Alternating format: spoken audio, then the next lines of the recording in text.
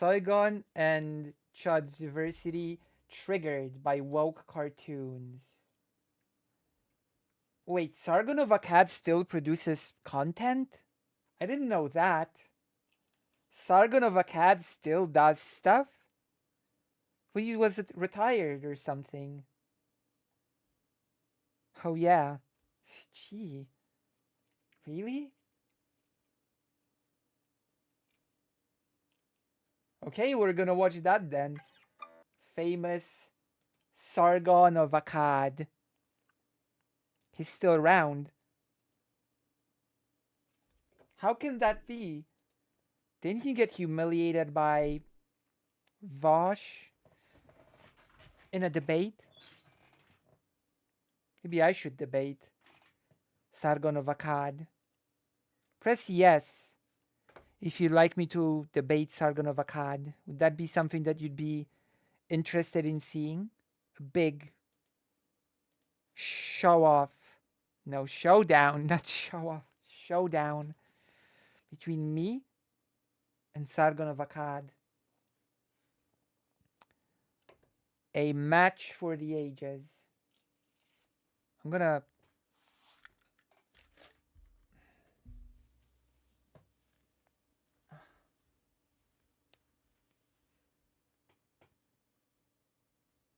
Right? I know that you wish to. Not many people are viewing me today. I feel sad and abandoned. Let me check something. Let me check.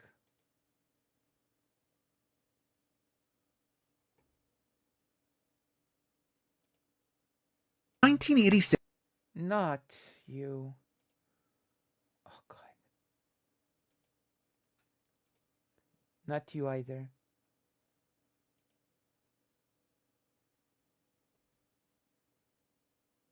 I mean, never enough of you, but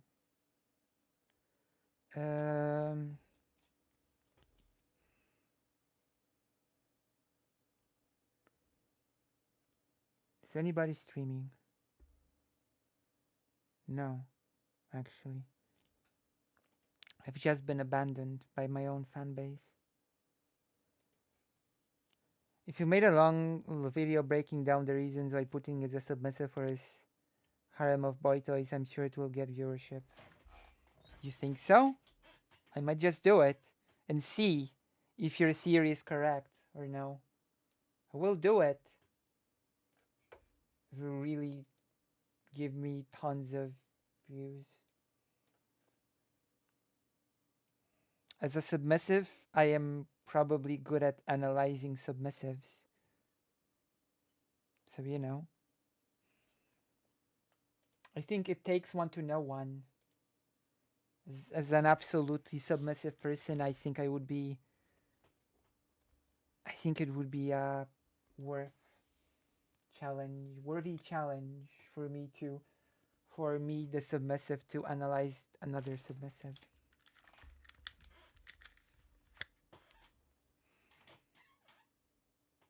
What? Oh, what did I just...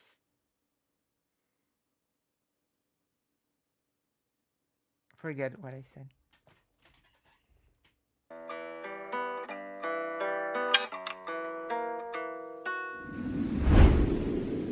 All right, everybody. So, for those of you guys that don't know, one of my personal interests that I like to, look at videos about and watch content on off stream.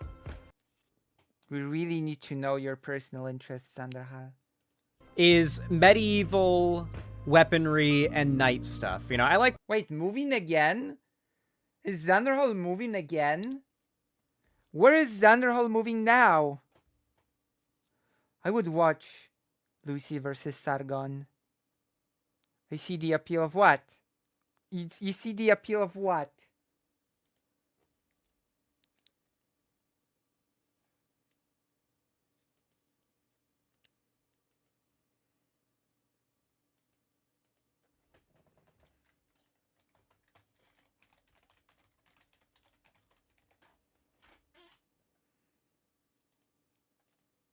Watching videos about swords and knights and medieval times and stuff. And my favorite YouTuber that does that type of content these days is Scalagrim. I mean, it's okay content. It's okay content, but I would not be able to just watch it for hours on end. I watched a bit of that sort of content, but it's like, I mean, different strokes for different folks. Oh, my God, it's time for my hormones. I'm almost out of estrogen. Oh, God, I'm almost out of estrogen. I need to buy more.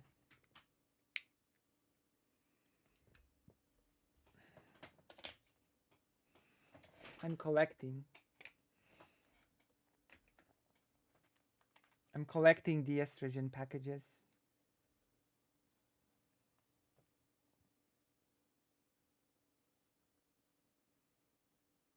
A little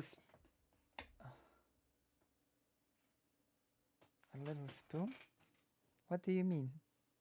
I don't understand. You see appeal of why one prefers submissiveness, although it's kind of assumed one alternates here and there. I don't know.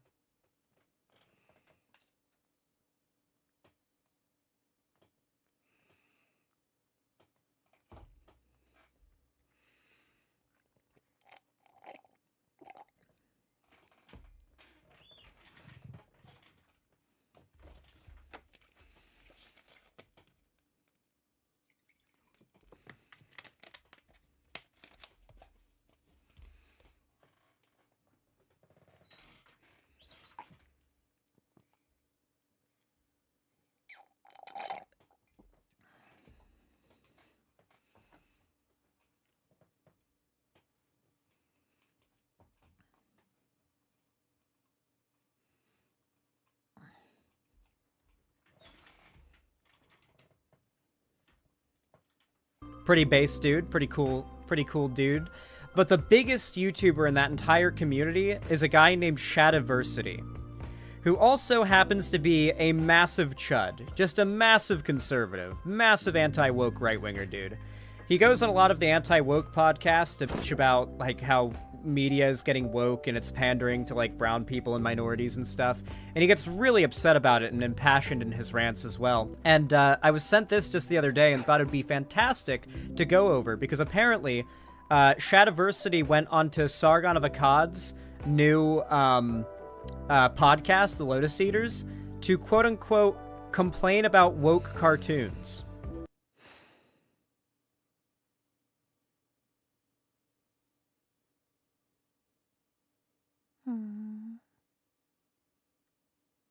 Nationalism? Oh, yeah. It caught my eye. Honestly, I have no more lead-in to give. Let's give it a look. Oh, Xanderhal, where are you moving again? Cuddles. Cuddles. Wanna be cuddled.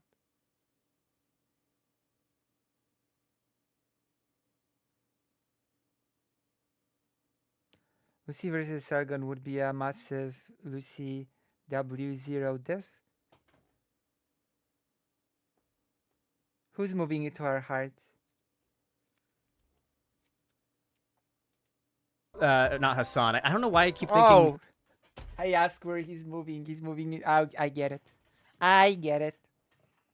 I get it. Like, it's because I was just ranting about Hassan a minute ago. Xanderhal needs money to move into our hearts? That's a bit... I don't know how to feel about the fact that Xanderhal needs money to move into our hearts. What does that say about us?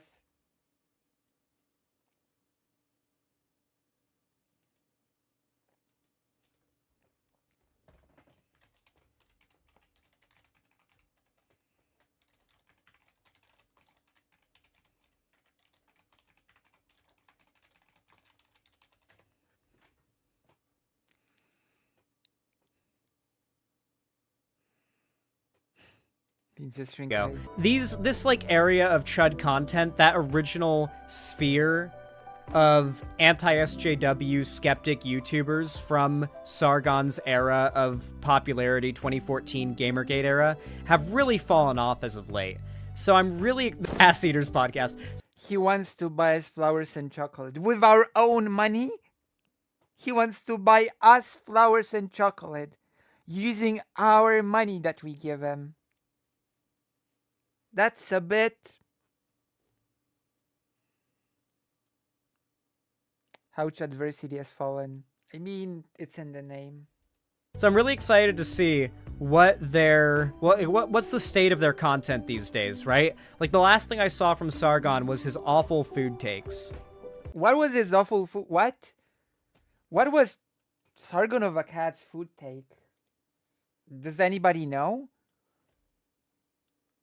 Please give me Sargon of Akkad's food take. I want to hear it. I mean, Xanderhal, you had awful food takes as well. You said sushi was awful. You said that raw sushi was awful. And you're lecturing others on food takes? Come on, Xanderhal. I should debate you on that sushi take. It was horrible. Hi folks, I've got the absolute pleasure of being joined by Shav. Oh my god. What a jump scare. Sargon of Akkad's face. What a jump scare that is.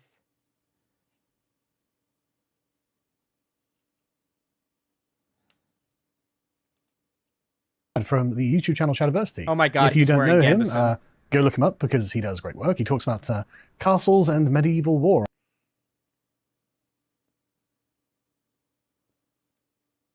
Wow, this actually works.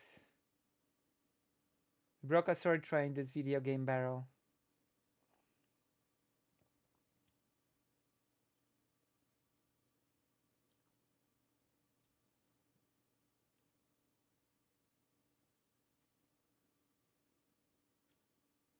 Okay. A lot, which is definitely up my alley. But he also is concerned about, well, the modern world and the state of Wokeness. He is concerned about wokeness.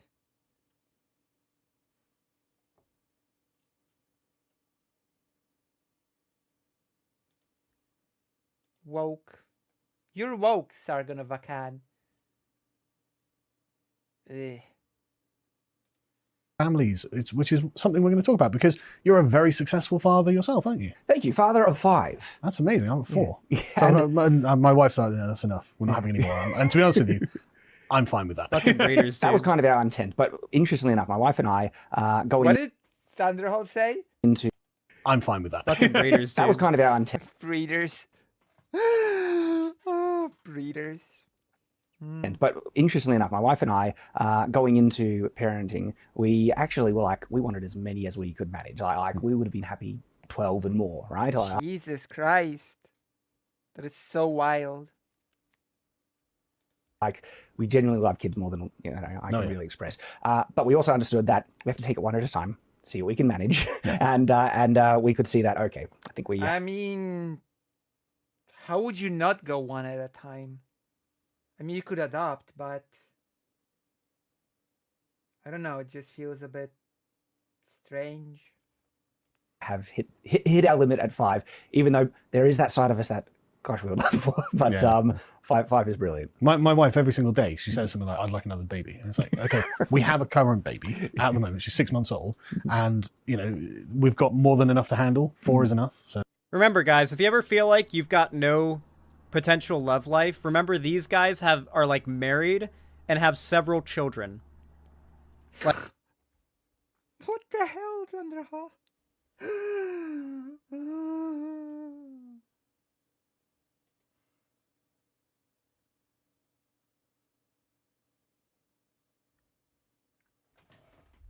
Xanderhal, stop it.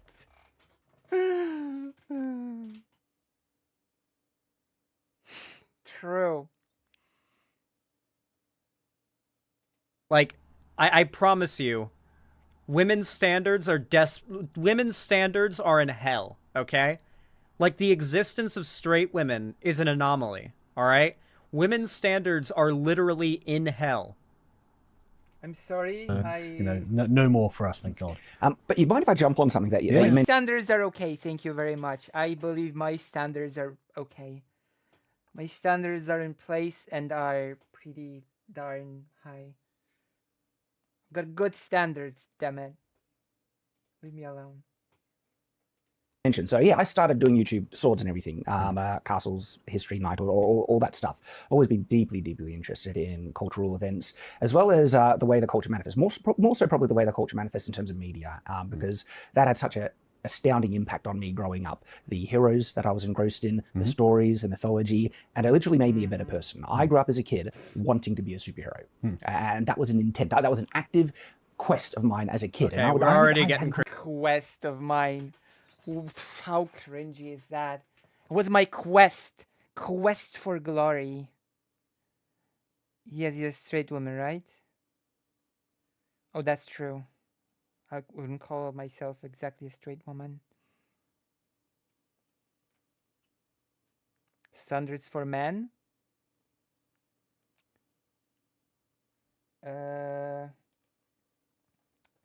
Listen. My standards for men, women, and non-binary people are impeccable. Okay, I've got big standards for women. I've got big standards for men. I've got big standards all around. I think my standards are on point.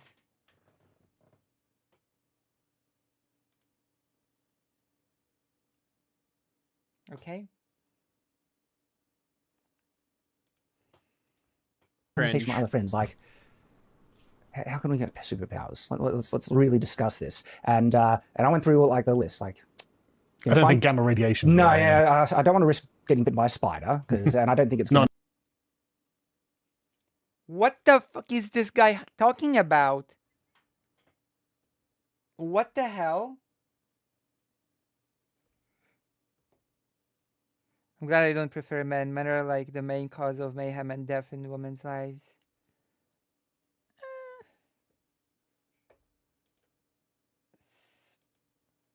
There's always an exception to the rule. Remember that. There are always exceptions to the rule. On Australia, anyway. Yeah, well, yeah, right. Every time I get bitten by a spider, I test if I can climb walls. I think this is Xanderhal. Listen. There are always exceptions to the rule. completely reasonable. Sometimes you like Mask attraction, not even one. Not even once.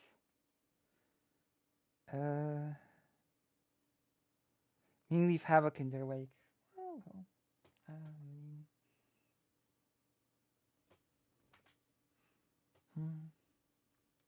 like you get bitten by a spider and it's like, all right, gotta check, and you do the scene from the So you gotta love that childish dedication to mythology. So typical are more fascist types. True. Listen, not hashtag not all men. I don't know.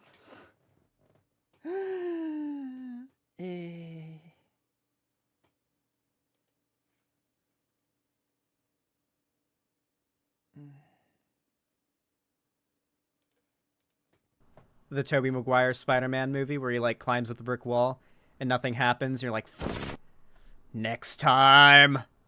I can relate there. And genie bottles are really too hard. You relate to really weird things. That's not true, Miss Ellen Ware. That's not true. That's not true. I don't agree. I don't agree with you. To find, I didn't know it, but I came up with this brilliant plan. There was epiphany as a kid. It's like, oh my gosh, I could ask Santa for magical powers. He has magical powers. Yeah, he could grant them to me. Yeah. And so literally, okay, this is getting, what are we talking about? I don't know. This has been stupid from the beginning. Skip it. Skip this fragment. This face is like, I don't know what this face expresses. Amusement? What are they talking about? Getting super. This is. And I'm supposed to treat these people seriously in any way, shape, or form. Skip the whole video. But we have to react to it. This is our react on the agenda, at least until my special guest becomes available. Then we're gonna be talking about something serious for. These are such weird faces. We're gonna be talking about something serious for a change.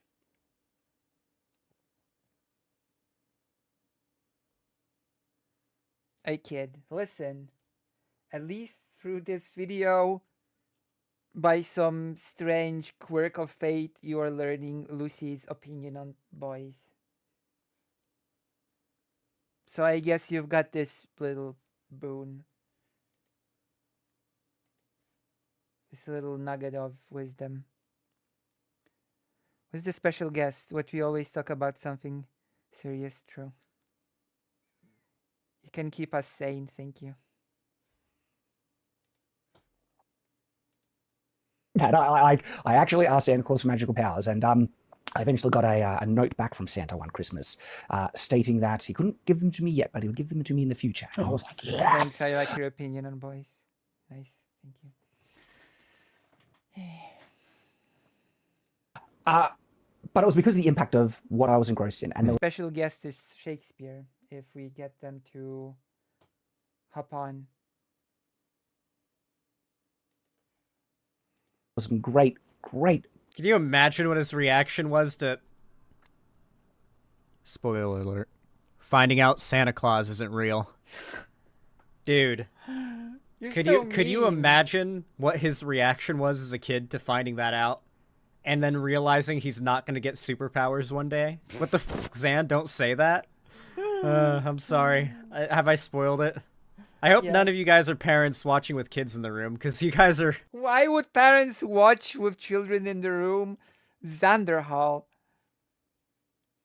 I like you, Xanderhal, but you're not exactly family show material. Ah, yes. As parents, we sit our 6-year-old Billy and, I don't know, 6-year-old Samantha, and we sit down and watch Xanderhal tear a new one into Sargon of Akkad. That's quality family entertainment. What did you want most from Santa? I cannot say.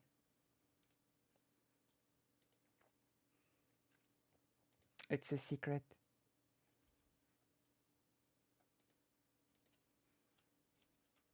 Yes, the biggest, the most, that's the most family friendly material.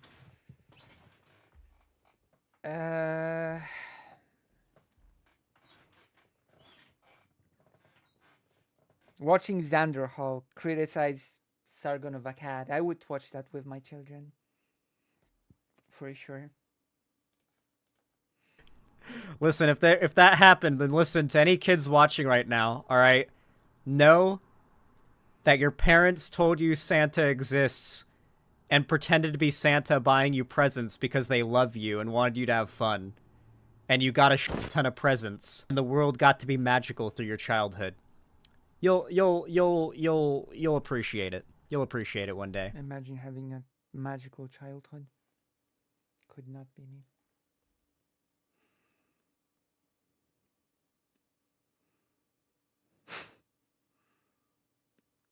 It's not audible to the kids though.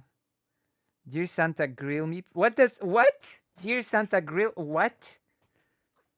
What are you saying, Miss Ellen Ware? What are you saying?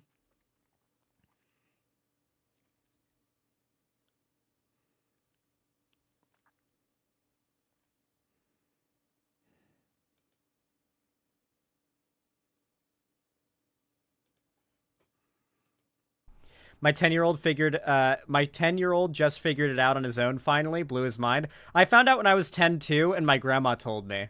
I was 10? 10? I'm so disappointed. I am so disappointed in Xanderhal. 10. You figured out Santa did not exist at the age of 10.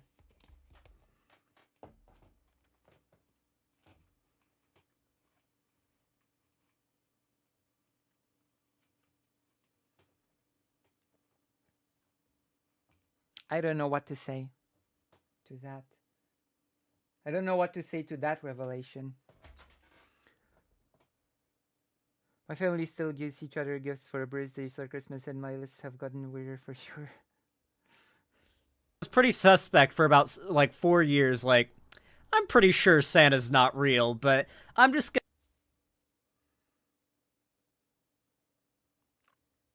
Wow.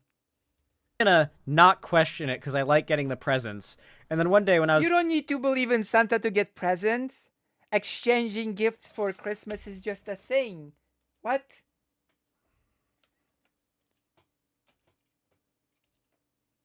Hold on, is that a thing in the US? Once you stop believing in Santa, no more Christmas gifts? Huh? Is that a thing in the US? Is that a deeply held tradition in the US? The exchange of gifts happen, but only as long as you believe in Santa?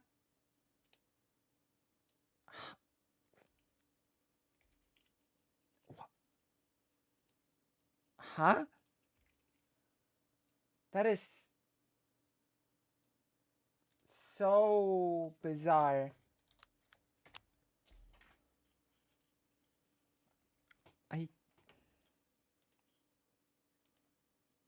Okay, just gonna glance past this. Maybe it's just a big cultural difference. 10, I was just in the car with my grandma after getting, like, on Christmas Day, like, Grandma, it's just you and me in here, and you're cool. Tell me, is Santa real? And she was like, I can't believe that Xanderhal at the age of 10 still wasn't sure if Santa was real or not.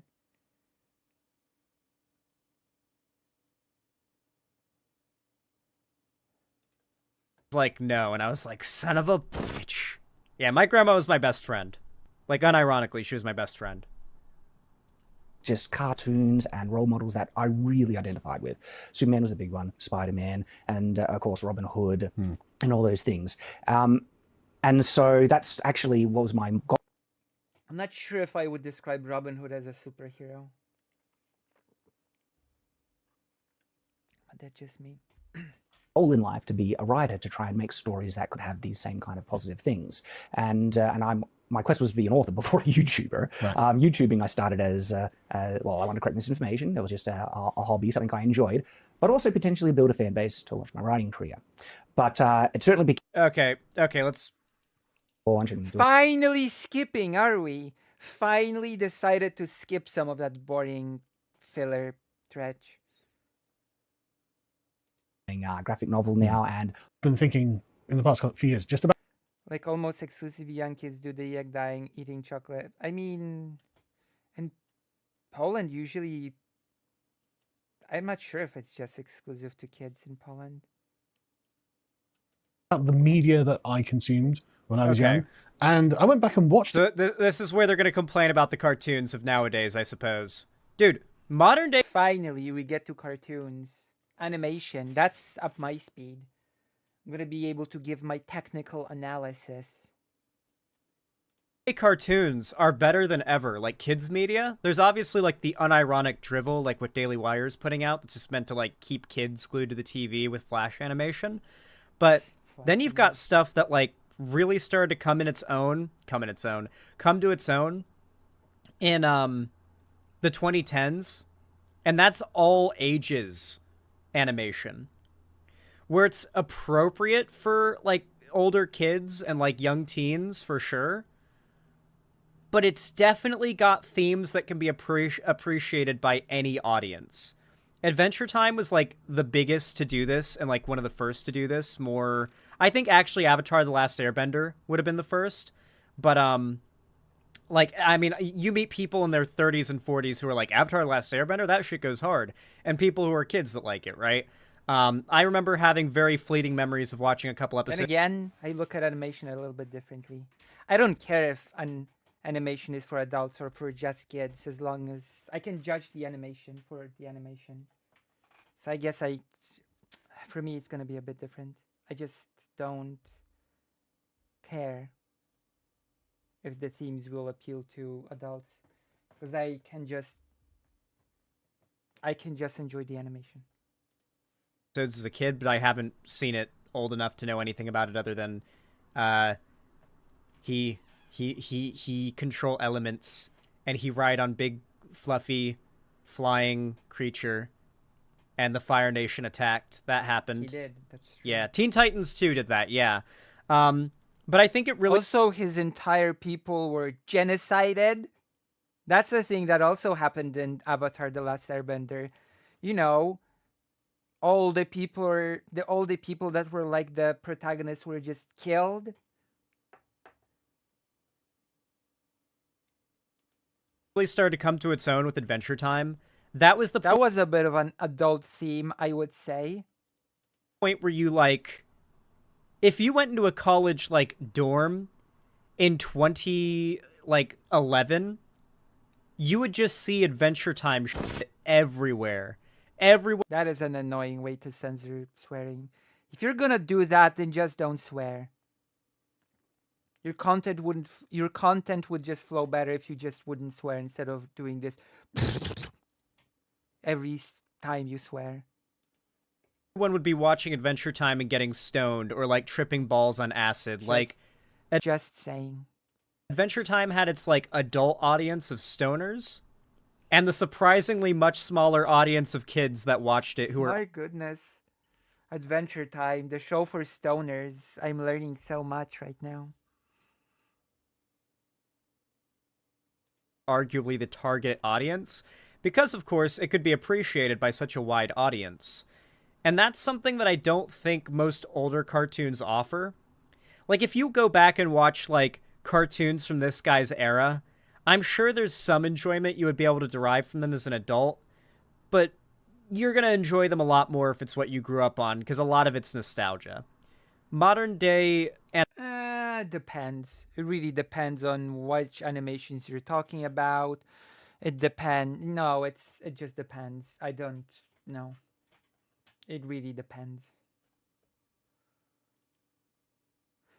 The thing I've come to realize is that a lot of these people who talk about the great like Avatar and Adventure Time saying that they did woke stuff that are revisionists. If Avatar came out now, people would have had issues with its themes. Yeah, of course they would, because it just became more popular to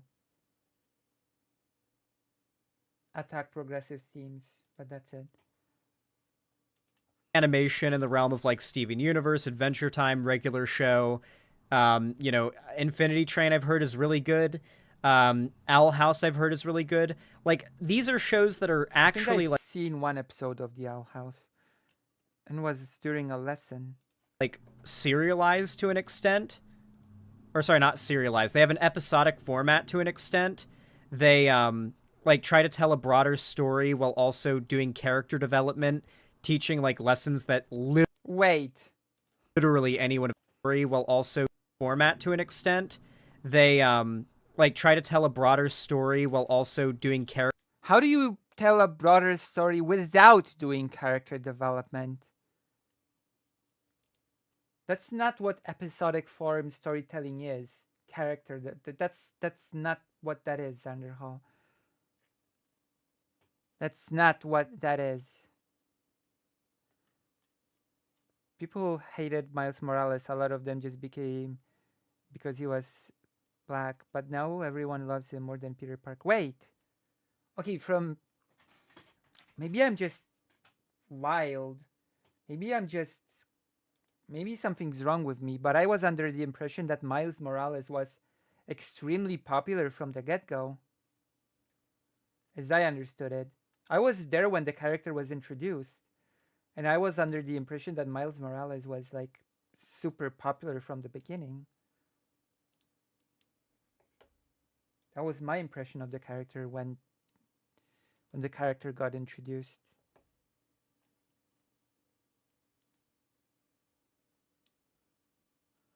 It was like a fresh because the Ultimate Spider-Man was just killed off in his story, and then it was sort of revealed that there was a young boy that also sort of had powers and was Miles Morales and was considered this nice fresh thing.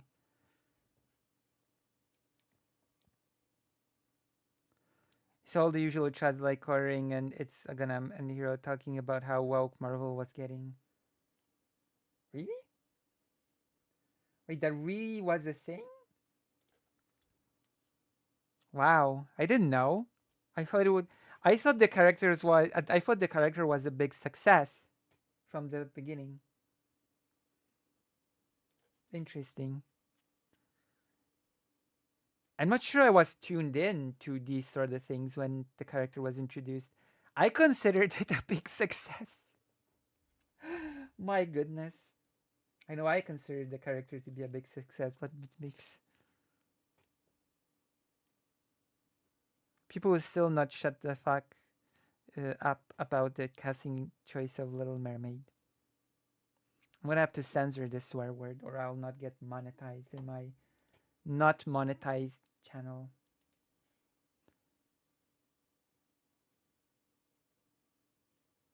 I mean, you're right, Greater, and that is what's happening. Character development, teaching like lessons that literally anyone of any age can like learn from and appreciate. And it's like able to do that while also retaining the ability to be appreciated by younger people. I don't know. I feel like that's always been a thing in kids animation to an extent, but it has been much more leaned into now, particularly with modern sensibilities becoming less focused on having to protect children from topics that are too mature being like, approached to them, right? Then if you go back far enough, it gets even more like mature though, because like there was a point where you had like outright swearing in kids' cartoons, and then it got really PC because of conservatism, ironically enough, because they didn't want like anything inappropriate in their kids' stuff. And then now as society gets more liberal, things start to move back towards a little bit more of a looser leash on the type of media that kids are allowed to consume. It's a bunch of it. Like just literally kids' cartoons from like the 80s and 90s, right? And one of the things I just found remarkable is how unperverse it was, right? How Unperverse? What? What does that mean, unperverse? And Stimpy is goated. Oh, actually, No, I have family in Texas. Leave Texas alone. Leave Texas alone, please. I have family members there. wholesome. Yeah. Like people find like things like He-Man and Transformers. I knew he was gonna go for the Transformers. We now return to the Transformers. Something so funny that you laugh uncontrollably and painfully for a long Your family should. I think Austin is okay as a city. No, isn't it? period of time. Watching an old VHS tape of Ren and Stimpy when I was like 8, with the episode with the sentient fart, was the one that did that. That was my first time ever laughing so hard I couldn't control it and it hurt. And I was almost scared while I was The Xanderhal lore. Of course. Of course we get the Xanderhal lore. laughing because I didn't know if it was ever going to stop.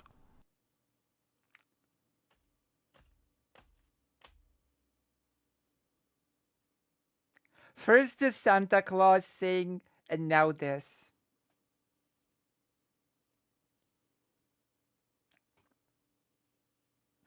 I don't know.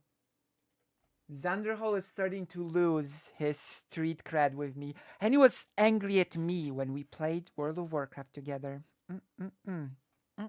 Xanderhal. And you were scolding me.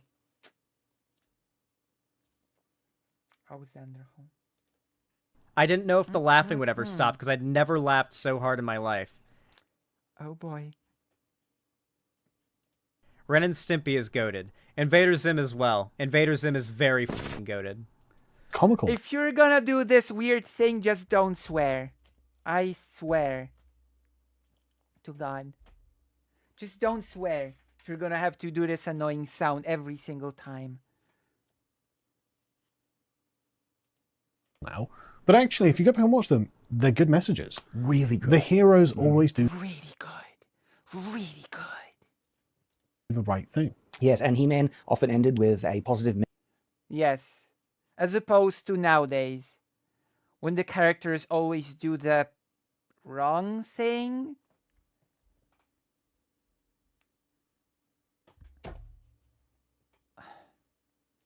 message. An at the end. actual, like, moral. Notice here how the idea is that you can't allow children to be exposed to anything too complex because then it'll confuse them. That's a big part of why modern day... Notice how Adventure Time has, like, hidden lore?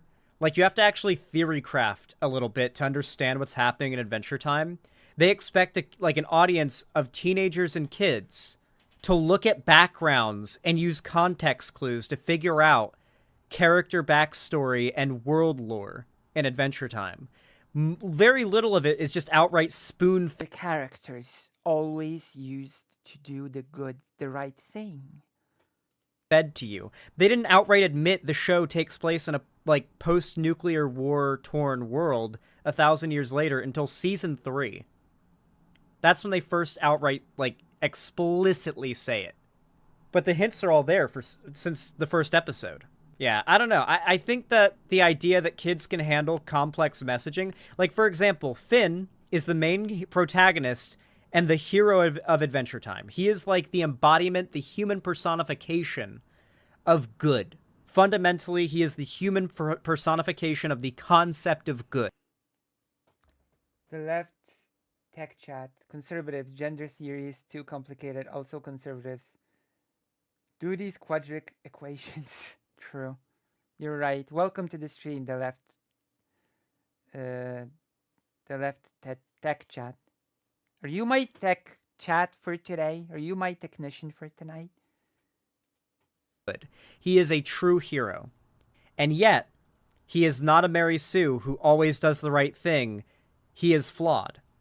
For example, one of the earliest examples of this, in the early show, is his tendency to resort to violence.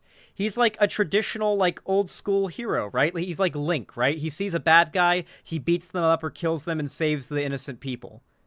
But sometimes resorting to violence the way he does has bad outcomes, and he has to learn that lesson that sometimes he has to be diplomatic, and he needs to, True, it's just like me. I'm always violent, but I should be more diplomatic.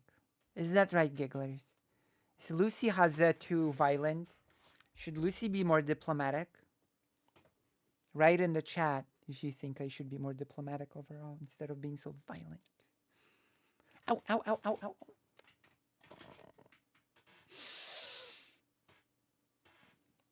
Ay, ay, ay. That hurt. She's wildly diplomatic. No, I'm violent. I'm the violent type. The blood sports type. I do blood sports. Wildly diplomatic. Not just diplomatic, but wildly diplomatic. de-escalate instead of just running in like a immature child and, killing all the bad guys, right? And so that's a very early lesson that they teach, that our hero does bad things and he is flawed, but through that the character learns lessons and develops and so forth. But there are entire seasons where our hero is flawed. Who remembers the Fincel arc in Adventure Time, where for an entire season, Finn is an incel, little snivelly little piece of shit when it comes to women. He's just the worst when it comes to women for an entire season, because he's 15 or whatever, and he has an entire season and a half arc where he has to mature into seeing women as people and respecting them. Not seeing women as people is when 15? Huh? He's awful to women because he is 15. He has a season and a half arc of learning to treat women as people. Because not treating women as people is when 15. That sounded very weird. That sounded... This is my little uncharitable interpretation of what Xanderhal has just said. I'm gonna debate him on it. So, and they make it so they explain this in a way where he gets cursed with magical eyes that turns people into how he sees them. And the woman that he once saw, like PB, he once like objectified as like an attainable goal he wants to get, that he is owed, that he needs to earn, right?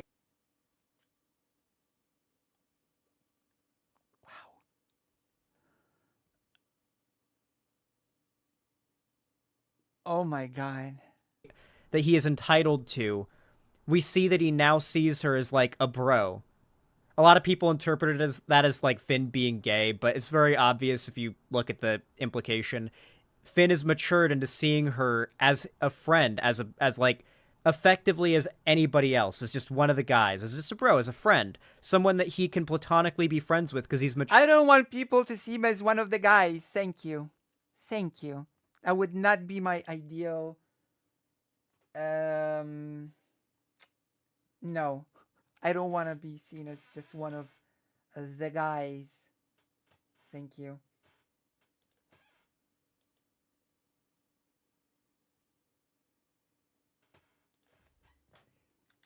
It would not be ideal.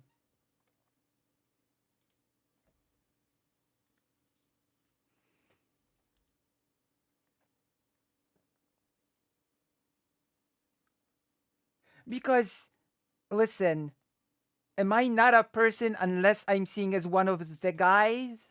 That's so silly. I don't want to be seen as one of the guys because I'm not one of the guys.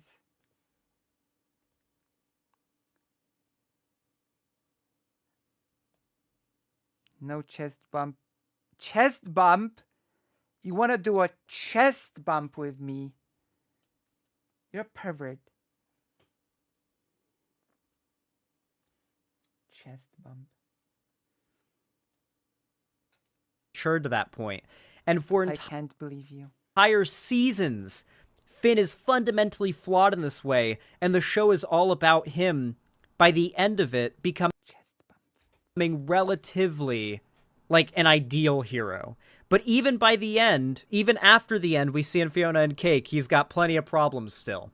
Modern day kids media isn't afraid to get complicated and gritty and gray with some of the messaging and the portrayals of people who are meant to be the hero. We're willing to have flawed heroes. The concept of that in kids media especially... I have no idea what you mean. Being human is being one of the guys? Right, Lily? No, I don't agree. It's high five when dude bros hit themselves with that. I'm not gonna do a... I'm not doing... I'm not doing a chest bump with you. I'm sorry. Is something people like this are opposed to. They see that as woke. So if you I'm not doing it. like the idea of complex heroes in your media, then I guess you're woke. And people like this want to destroy that in media because that's the evil woke takeover of video games and cartoons, and it's turning kids woke and it's propaganda. Like, can you see how completely like miserable a world run by these people artistically would be? Yes. Lecture. Yes. A conservative, often moral A lecture. A conservative moral lecture. No, I'm not. No. I am definitely not no. I'm definitely not doing that with you. No. No.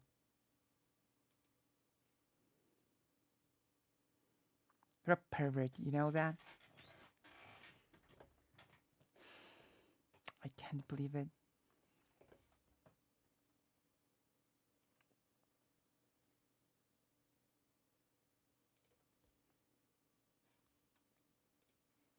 lecture. I mean, there was one episode of He-Man where the A conservative lecture, and He-Man, I want to tell you about how conservative He-Man used to be, and as opposed to how uncivilized and how crude these animations have become now. Oh, jolly horse, tea, bummer, crouch. I hate these woke cartoons of the current day. Horrible wokeness. the Virus. characters are lecturing you about the Magna Carta and the importance of the Magna Carta, Yeah. and I was just like, yes, you know, if I were my dad, I'd want my son watching that, and I, as me and the father to my sons, I would be more than happy for them to watch Yeah, that. just on He-Man's like there was an Yes, those He-Man. What are you watching? You're watching Xanderhal, watching Sarga of a cat talking to this guy about Hey-Man and wokeness and how things used to be better because they gave lectures, conservative lectures on He-Man. Jesus. an episode where He-Man lost his sword and he had to confront the bad guy without his powers. Right. And the message at the end was, you know, I Guys, you can't make this shit up. Don't swear, Xanderhal, if you're gonna have to censor yourself in such a silly way. I want you to think of all the kink at Pride discourse right now, okay? Recall I'm thinking. all of the kink at Pride discourse. This is He-Man. You can't make this shit up. You literally cannot make this shit up. It's all hypocrisy. If there was a guy standing at a pride parade like this and there was a kid in the audience and they were able to be caught in the same frame as a photo, it would be used by conservative propagandists for decades to come. But here they are reminiscing. True. Maybe they had a crush on him. Don't be mean.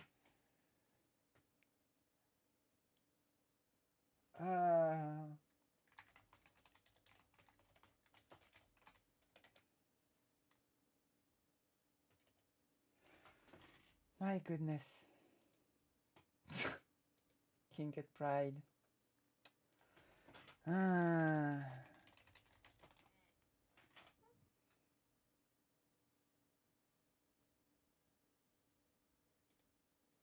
you go. There we have it.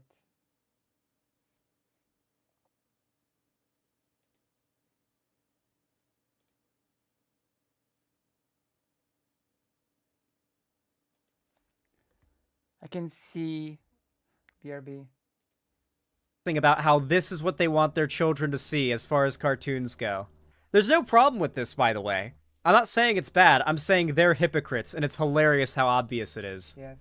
You literally... Maybe they had a crush. Maybe He-Man was their childhood crush. Have you even considered this? Xanderhal. Literally can't make it up. It is beyond parody.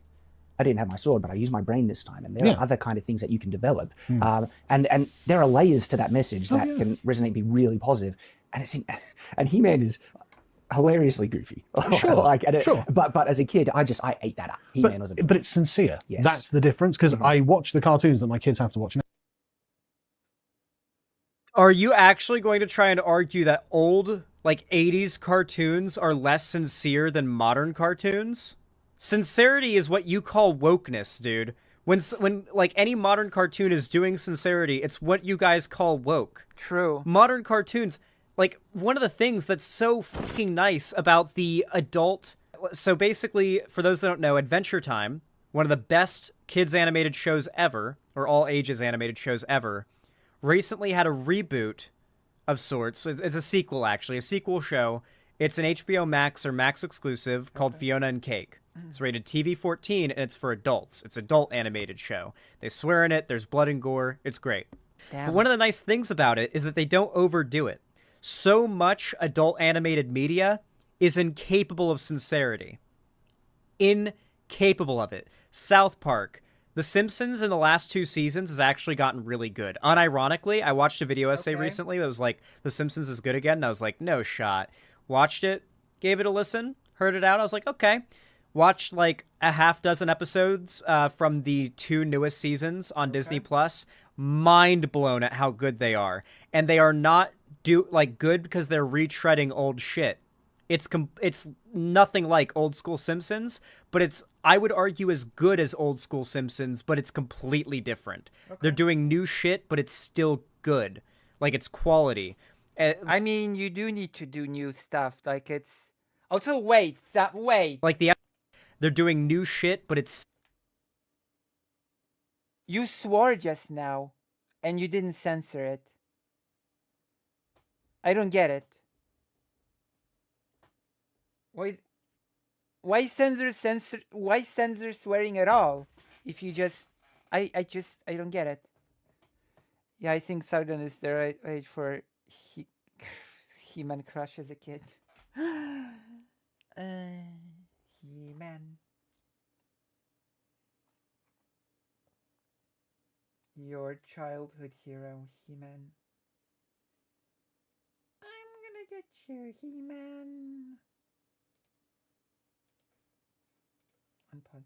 still good. Like, it's quality. Like, the episodes focus on actually telling a story. Like, an actual story, which is nice, something The Simpsons hasn't been able to do for a while. They're character focused and character development focused. I'm gonna spoil one episode, and I'm just gonna let you guys. Oh, you bastard. Okay, then spoil it. I forgive you this time. You're horrible for spoiling. I hate spoilers. Maybe only some swears count. Know what this episode's about. Lisa ends up getting a bacterial infection and has to take a steroidal medicine in order to. Lisa and Bart do. They have to take steroidal medicines in order to get over this, or to get over the infection. The steroids have the side effect of making Lisa and Bart both gain a bunch of weight. So Bart and Lisa get pretty fat. Bart is able to pass this off as like bulk, like he got fit and he ends up getting popular and he gets in with like the big, strong, older bullies at school and he's like working out with them during recess and stuff. Lisa, on her way out the door, Marge simply says, "Ooh, someone's getting chunky." And this sticks with Lisa the whole episode, and she just gets more and more self-conscious about it. And they visualize it as like the word in her mind growing every time Marge tries to make her feel better and reassure her, but just completely fails. And the whole episode is about the effect that a parent's words can have on their child. And at the end of the episode, Marge and Lisa, like, through means that are, unimportant, are able to, like, Marge is able to see into Lisa's mind and see the effect of what her words had on Lisa. And then Lisa goes into Marge's mind and sees a memory Marge doesn't even remember because it's so internalized, where she was the same way. Marge was, when she was a little girl, wasn't focusing on her appearance or what boys thought of her or her, like, physical appearance or whatever, but her mom pushed the same type of shit on her without even realizing it. And Marge realizes there was this cyclical phenomenon of self-shame and body image destruction from mother to daughter that wasn't that the parent didn't even realize she was committing. Phenomenal episode. Not even the best episode of the 2 newest seasons. Insane how good New Simpsons is. I cannot believe how much they've turned it around. Seasons 33 and 34, I think they are. And then also the two-part episode, the two-parter, A Serious Flanders, phenomenal. Aww. Holy shit. It literally won Emmys. It's so fucking good. That aside, The Simpsons recently... Is that going to talk me into getting Disney Plus? Maybe. You should donate to this channel instead of getting Disney Plus. Her sounds woke. True. actually has been getting pretty sincere, so I'll give it that. But overall, adult animation is allergic to sincerity. I don't think that's a controversial All they needed to do was actually have a story to tell. True. I mean, that's true. take. Rick and Morty They look so pleased with themselves. They look so pleased with themselves. is another good example of a show. I cannot. I just cannot with this. It looks so... I'm gonna show you because it's not visible enough. God, they look so pleased with themselves. I sense tension between them. That's actually a pretty good observation. I just did it. I just did. There is tension between them, isn't there? It's like we have a lot of kids, but what we really want and need is your warm embrace. Overwhelmingly allergic to sincerity 99% of the time, to the point they make fun of sincerity most of the time. Less so recently with the new writers and the new people in charge, but still. Family Guy, obviously allergic to sincerity. American Dad, allergic to sincerity. True. Fiona and Cake, though, the spin-off show at Adventure Time, is just Adventure Time, but they're allowed to swear and show blood and tackle, you know, they're basically still tackling the same subject matter. It's just they're able to be more explicit about the adult themes, I guess. But it still feels like Adventure Time. It's just more free, right? And it brings that same sincerity Adventure Time brought to the table to that show, and it's been a breath of fresh air for adult animation, and it's why it blew up and became so viral.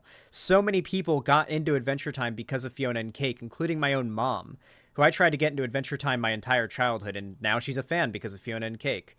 No. Modern day kids content, way... It's a mutual admiration society. Way more sincere than the old shit. I'm not saying the old shit wasn't sincere. It's just most of the more popular news stuff that I'm aware of, at least, beats out the old stuff that's popular that I'm... That was a big mistake on your part. That's right. That's right, I win. While reacting to a video. This is all dead. Is anybody paying attention to the games that I'm playing in Go? I'm aware of by a long shot. There was actually this like bizarre cynicality to a lot of old kids media that I appreciate, but it completely debunks the argument they're making here. Yeah, I use South Park. Do you mean that the shows were just made for selling toys? I don't understand, Go. I might have to explain it one day. As an example before Murray Spare. Now, because that's all that's on Netflix or whatever. And they are made by cynical millennials who are trying to introduce irony into them. It's completely fine to start Adventure Time with Fiona and Cake, and it will make you want to watch Adventure Time. I genuinely think nowadays, and if you're an adult, the best way to get into Adventure Time is by starting with Fiona and Cake, particularly if you're an adult or like an older teenager. You'll be able to appreciate and get attached to the characters and universe in the adult animation format way easier. And then once you become attached to them, watching the main show, you'll be able to witness the events that are like that are referenced, that sound really cool, and like they're like when they talk about the events of Adventure Time, they talk about it and make it sound cool as fuck. Like Fiona and Cake. Why is this censored? I don't get it. Let's see what games are next to play for the channel. All the games that will bring me viewers. I don't know. I played a lot of games. Makes the Adventure Time show sound cool as shit. My mom wanted to... You said shit now. You just said shit. It was censored.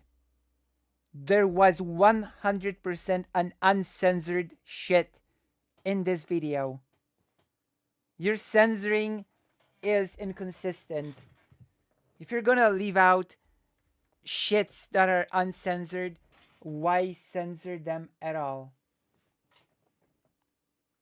Am I nitpicky? Am I being... It's just the censor sound annoys me so much. Just don't swear.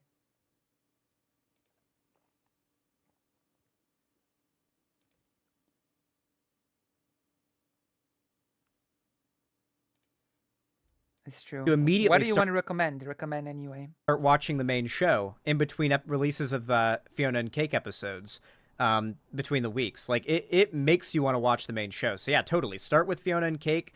honestly, you can start with either episode 1 or 2. The way they made Fiona and Cake is so that you can start either episode 1 or 2 as your first episode. You can either start with episode 2, then watch episode 1 and then 3, or go 1, 2, 3. Personally, I recommend going 2, 1, 3. Start with episode 2, Simon Petrikov, is what I recommend. That's my favorite one of that batch, and you will immediately get hooked if you start with that one. Immediate hook, right off the bat. It's the episode that takes place in the main Adventure Time universe too, so it's like a better intro to. Why are we talking about this? This is too much of a stun lock. We're supposed to be talking about woke cartoons, quote unquote, not about. I mean, this. I don't know. It feels like too much of a stun lock. The world. I think episode 2 serves better That's just ADHD talking now. LOL. as episode. I mean, I go on tangents, but okay, I have no. I cannot berate him. I go on super wild tangents as well. Okay, never mind. Carry on. One person. Carry on, Xanderhal. I cannot throw stones from a glass house. But they. I need to get tested for ADHD, and ironically, I just. Okay, tomorrow I'm going to go to the clinic and I'm going to arrange a something meeting to get to finally get the answer to the question if I have it or not. I need to know. Because that if I do have it, that would explain a lot. But if I don't, then I don't know. My focus is just bad.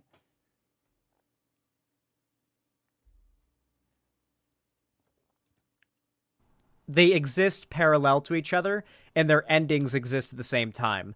So, like, they all end at the start of episode 3. So it doesn't matter what Your order tangents are interesting, Lucy. Oh, thank you. you watch them in. So yeah, watch them in order 2, 1, 3 is my recommendation.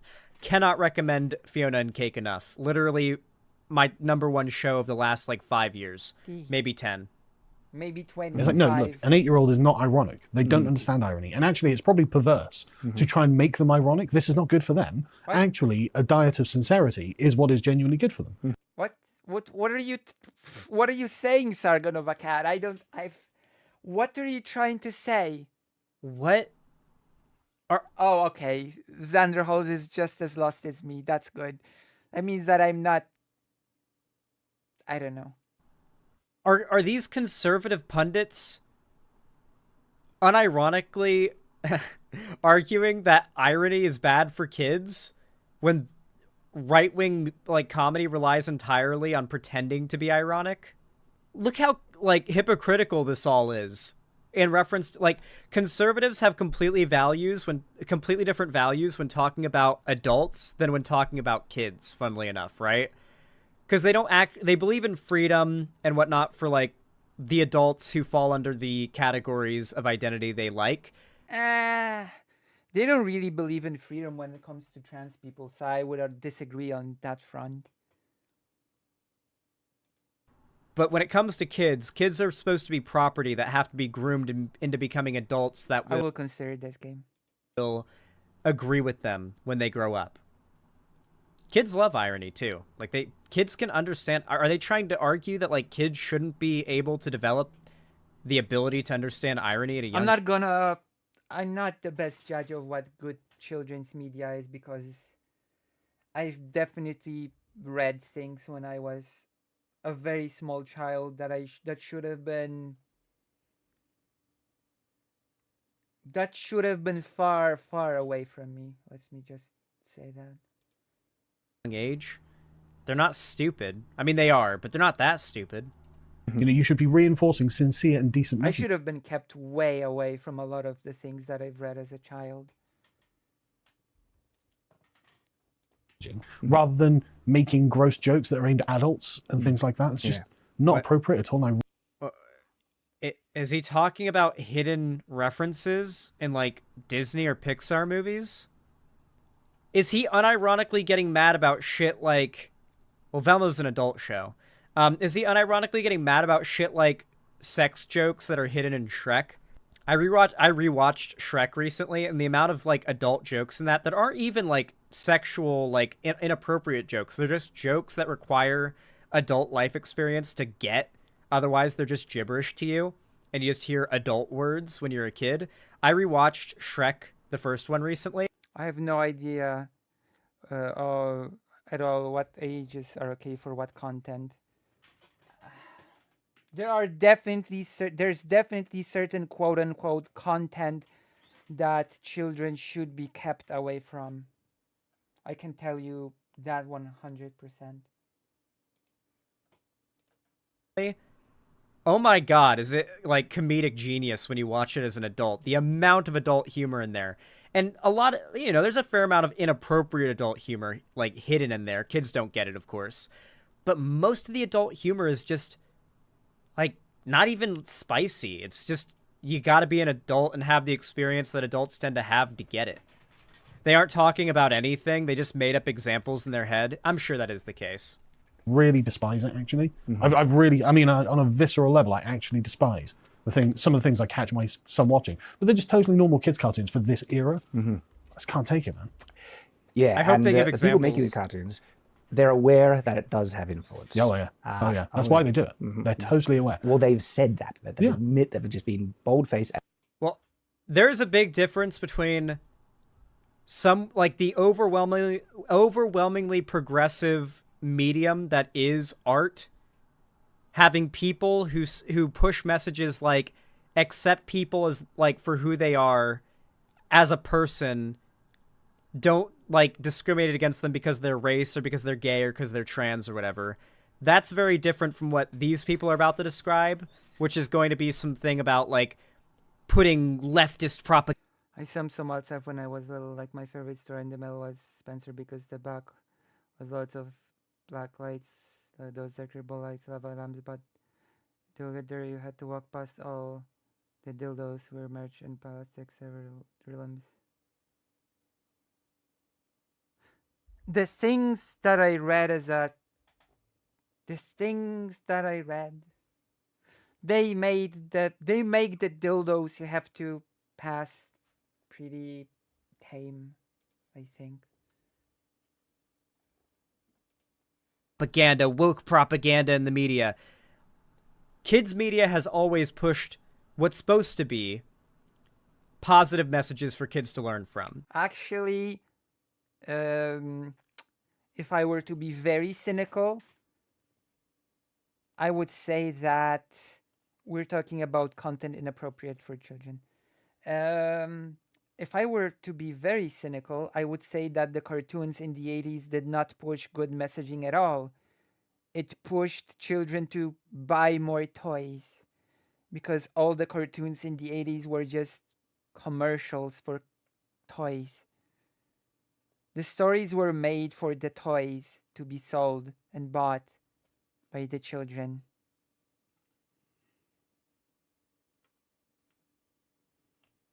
That comic is still tame to the thing that I'm thinking about. It's just that as society progresses, the floor of what is considered the minimum, the bare minimum of what like expected to be believed to be like a proper set of What did good you see? Okay, I don't know how many German viewers I have, if I have any German viewers at all. But are you familiar with a book called We Children from the Zoo Station?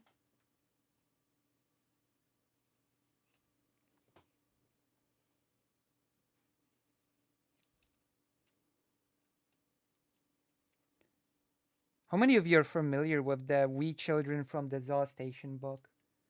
It also had a movie. But I read the book, I have not seen the movie.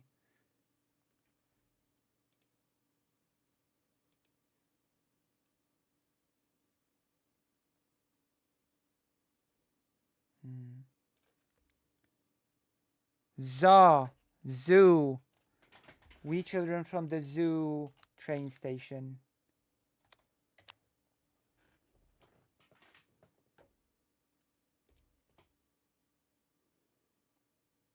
I guess I'm gonna anglify it. Zoo. The zoo station. We children from the zoo station. Which is a real station in Berlin. Right next to a zoo.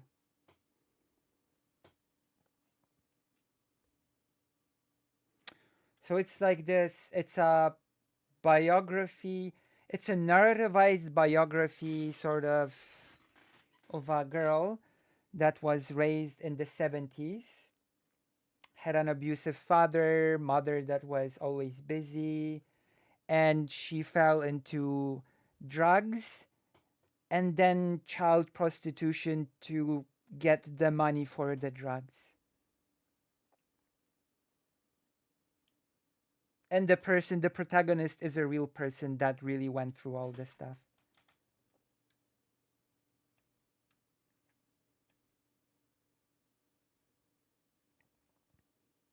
I read it at age 7 or something, the whole book.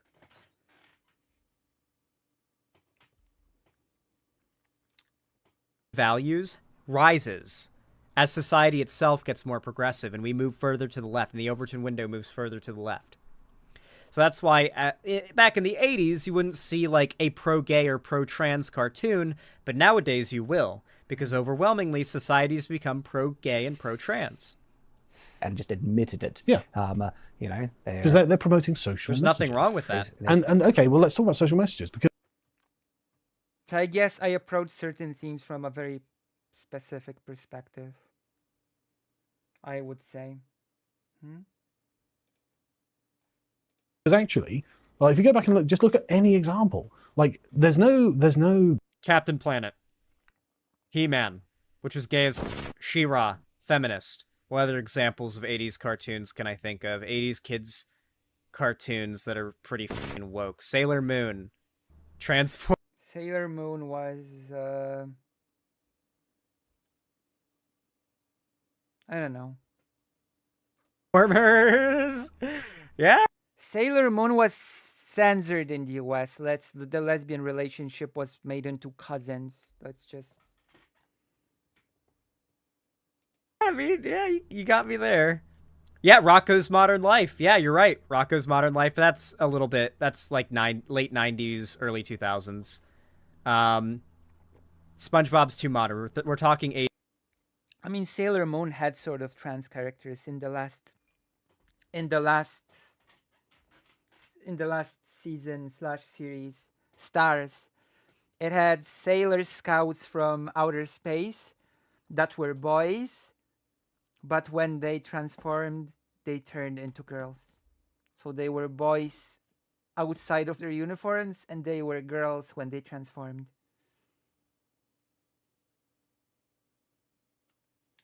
Lucy seems to have turned out well despite reading child sex worker buys drugs stuff. Actually, some years ago, I read that the girl lost custody of her child because she fell back into drugs. Unfortunate. I sort of rooted for her to succeed getting out of it when I was 7 reading it. It was a very tough stuff. I sort of rooted for her to get out of it.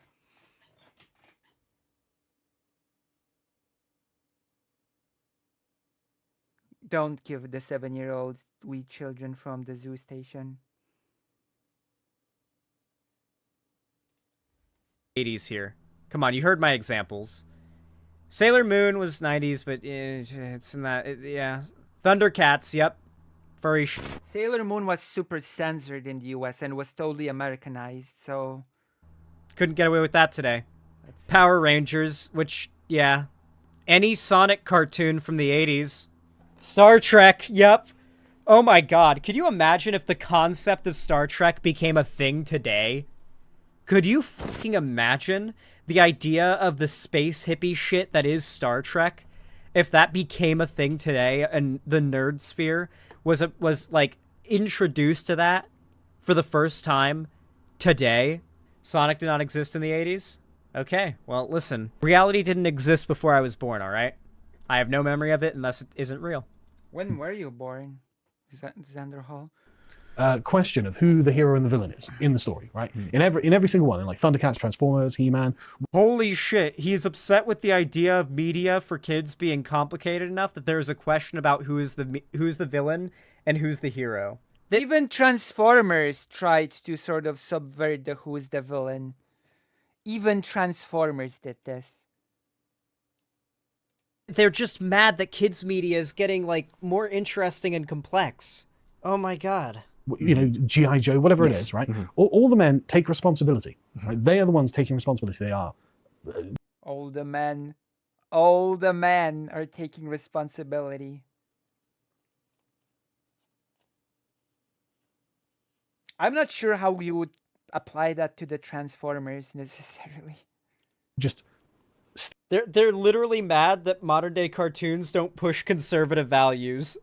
Why aren't the men doing the things that society traditionally back in the day said men have to do? They got to be the ones who take the responsibility. True, Xanderhal. I think you're right on this one. Cheers, mate. Cheers, mate. Where's that it? Jihad Joe. stereotypically masculine. You know, Yeah. they're heroic. They do the right thing in all circumstances, even when that's the difficult thing to do. And then finally, they solve their problems with violence. Which, and I What? What the fuck? No, they don't. He-Man couldn't even be violent. He-Man explicitly had no violence in it. Because it couldn't. It just couldn't. Rewatch the old 80s He-Man. There's not a single scene in which He-Man punches a living thing. Because that was not allowed in the story. He-Man actually explicitly had no violence in it against living things. Not a single punch was landed on another thing that was not a robot or something. You can rewatch it. Or watch it for the first time in your life.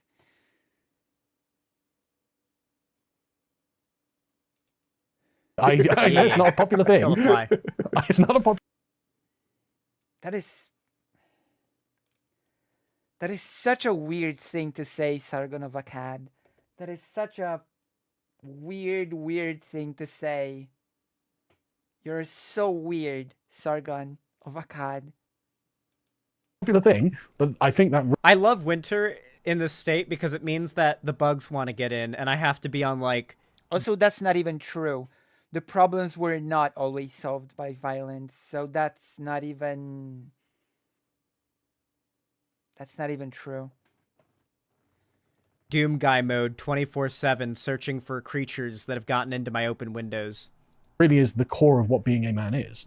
The last resort is The core of being a man is solving all of your problems with violence. Thank you. Having relationship issues, solve it with violence. always the fight, and that's the core of every superhero Marp. movie. It always Marp. comes to a physical confrontation in which the hero has to use his physical virtues to overcome the villain. That is such a red. That is such a. There's so much to unpack here. You should see a therapist, Sargon of Akkad, because if you think all problems should be solved through violence by men, then I feel. Let me just say, I feel sorry for all 4 of your children. That speaks to If something you quite. think that violence is the answer to problems. That's bad writing. That is literally bad writing. They call that in the anime world the anime protagonist screaming buff.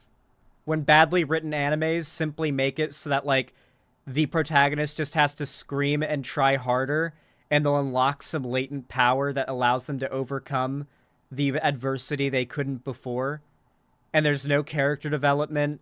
There's no actual journey they take that allows them to unlock that ability or overcome that trial. They just scream harder, and it gives them the anime protagonist buff. True. That's literally like a thing that's made fun of within the anime sphere because of like how bad the writing is when that's done. Good writing, for example, is when you take a hero, a protagonist, we'll say just a hero in this example, and early on in the story, they come up against the adversity. It's like Berserk. And they fail because they lack the skills, the knowledge, and the development to overcome that adversity. They go on a long journey where they develop, they learn, they train, whatever it may be, and they unlock what they need in order to overcome said adversity. And then they overcome said adversity. That is the traditional hero's journey. However, here's the thing. What they're actually complaining about here is postmodernism. Let's take an example of a show that breaks this mold. But a lot of conservatives, recognizing how good it is, just can't really get their mind around the fact that it breaks that mold. So they try to like cram it into it despite that. And it looks really embarrassing when they do. Breaking Bad. Spoiler alert here, but Walter White, Heisenberg, the main character of Breaking Bad, is the bad guy, okay? And conservatives famously despise Walter White's wife, who acts as, like, unironically the voice of reason, who's like, you are putting our family in danger to commit a felony. You're going to go to prison and ruin our lives. Why didn't you accept money from your friend who's a millionaire who's willing to pay for your treatment and keep us like sheltered and housed for life? And it's because violence is the answer to all problems, woman. Because of his like pride, and he admits it at the end. Anyway, because of that, the right can't recognize this. Like, they literally cannot recognize this. And so they despise Skylar and see her as a antagonist in the show, because naturally, no matter what, because Walt's the main character, he must be the hero. He must be the good guy. And of course, I'm sure their biases against women are a big part of it too, you know. And so just today, I saw something related to this. Orwell and Good is like a far-right alt-writer who runs like a Nazi website, like a Nazi news outlet, but also runs a Twitter meme Don't hate Skylar. Don't be a account Skylar called hater. Orwell and Good. I forget the guy's real name, but he's been doxxed recently, and he runs like a white nationalist board. Maybe But he not tweeted that out this fancy. meme that is literally someone else's tweet, who's also like a chud shitlord, saying, "Wah, my husband cooks meth. Wah, my husband wants to leave us money. Wah, my husband killed a guy who is going to kill all of us." And then a picture of Skylar crying. And I quote tweeted it saying, "These people saw Walt almost rape Skylar in their kitchen when they're..." Why is the R word not censored? I have no clue what what guidelines Xanderhal is sort of following when choosing what to censor and what not to censor. I just have no clue. I'm really confused by this. Son was about to get home, and we're like, yeah, these awful bitch wives, am I right? Again, bitch. Why is this censored but some shits are uncensored and some shits aren't? Like, one shit of Xanderhal was just uncensored here. All of the others are censored. I'm so confused. Cherry, she's the editor. I see. Yeah, Fact Fiend is really good at pointing out this tendency. The reality is, Breaking Bad is a perfect example of masterful postmodern media. It fundamentally challenges the idea of the protagonist of said media being the good guy. And there is no hero's journey. There is no traditional old school storytelling. I mean, not everything has to be the hero's journey. That's a bit of a misconception. Method. And in the end, well, I won't say how it ends. Let's just say it doesn't end the traditional way. Not saying it wasn't done before by, like, even Shakespeare didn't have endings that were similar, but, you know, it's considered Skylar early on was also positioned as opposition to the viewer, as you were there for Walt's crazy adventures, as she was trying to prevent them from happening. It wasn't all misogyny, just 85%. Damn. Also, hello, Telecritter78. Are you new to the stream or are you... I'm not sure if I remember your name. Join the page. Welcome, welcome. Welcome to this beautiful stream.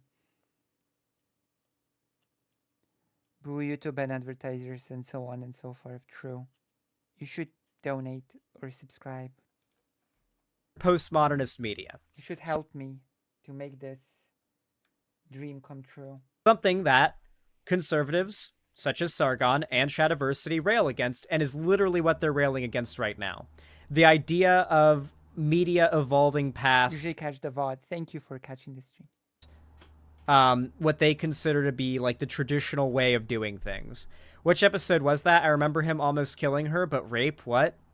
Remember the scene in the kitchen where she's wearing the green facial mask? Man, you guys, I understand because it's literally impossible to root for Walt in any way, shape, or form with that in your mind.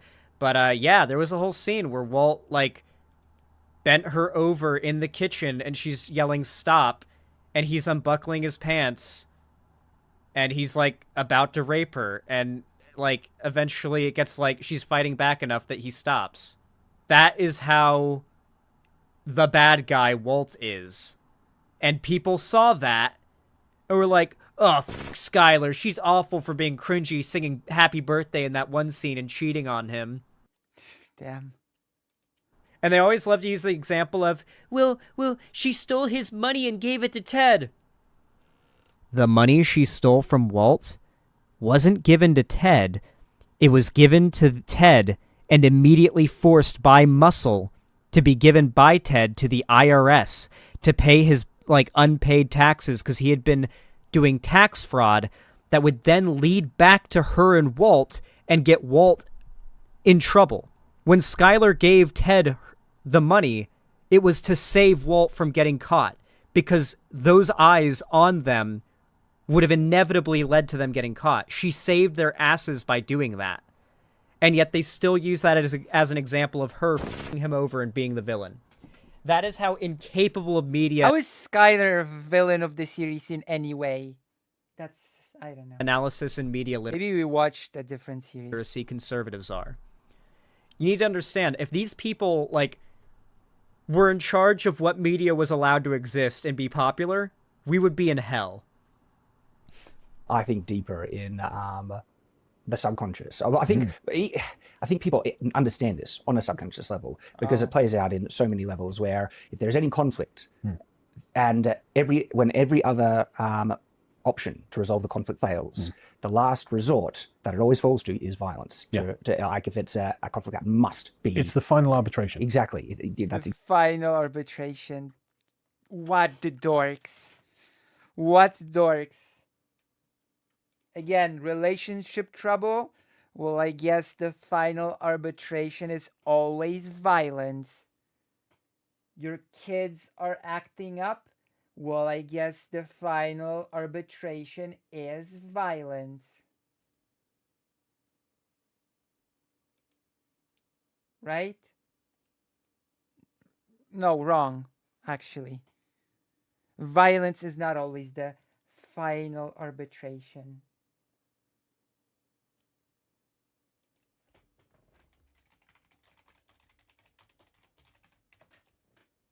Hello, Maya Mayar. Exactly. That's a good way to put it. By the way, chat, Xan... It's not a good way to put it. It's a horrible way to put it, actually.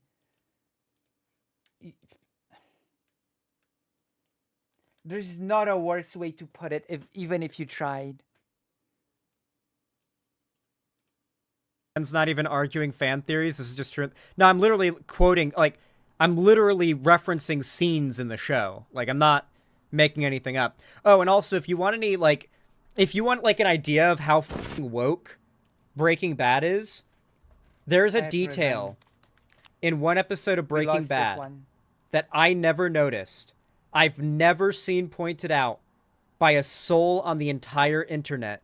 Not a single person I've ever seen point out. I bet I pointed it out.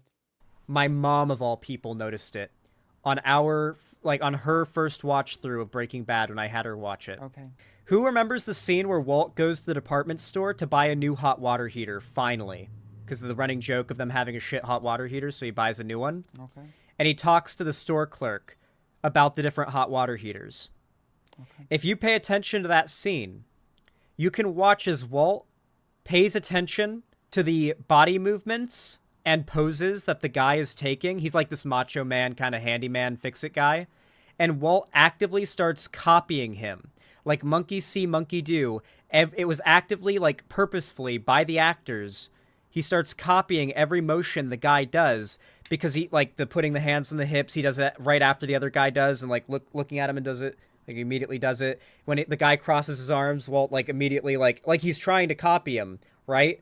The reason for that is very obviously because Walt is very insecure in his masculinity. Extraordinarily insecure in his masculinity. Damn. And so when he sees someone that, in his mind, fits that, like, stereotype of a masculine, strong man, he imitates it to a hilarious degree. I'd never seen anyone point that out before. I pointed it out on stream a while ago. My chat didn't believe me, so I found the scene on YouTube and then told people like what like episode it was. They found the scene and watched it and were commenting, "Holy shit, Zan is right. He's completely right. How did I never notice that?" Ridiculous how obvious if you actually pay attention. Even beyond examples like that, which are actually fairly hard to notice if you're not like looking for it, that like the show is a arguably progressive feminist critique of toxic masculinity, the pride of men who hold themselves to the expectations that they believe society expects them to hold. Like nobody was actually expecting Walt to figure out and solve all the problems that he was facing financially on his own. No. Right. One in his life. None of them. Elliot wasn't expecting to. They offered him money to help him. And of course, Hank did too. None of them thought less of him for... I mean, Hank sort of felt less of him. Like, it was heavily, like, shown that Hank actually did think less of him. Let's not overdo it here. Hank did actually look down on Walt. Walt mirrors all the people who intimidate him. Though, from cutting crusts of the sandwich to putting the lower level down before he froze up. True. Like, yeah, Hank did look down on him. For needing help. He was the one who insisted his pride would be bruised if he didn't do it all himself and become a meth kingpin. Anyway, we got a little off topic, but really what they're complaining about here is postmodernism, and it's embarrassing. It really is. Zan, are you insecure in your masculinity? No. Yes, absolutely. Look how Xanderhal is copying the behavior of the two alpha males in his Look how Xanderhal mimics Chadversity and Sargon of Akkad, the two alpha male figures in his life. Really, but I mean, I guess every guy is to an extent, right? You're kind of lying if you say you're not. But for the most part... I don't know about that one, Chief. I don't know. I do know men that are not insecure in their masculinity, but if you say so, Xanderhal, if you say so.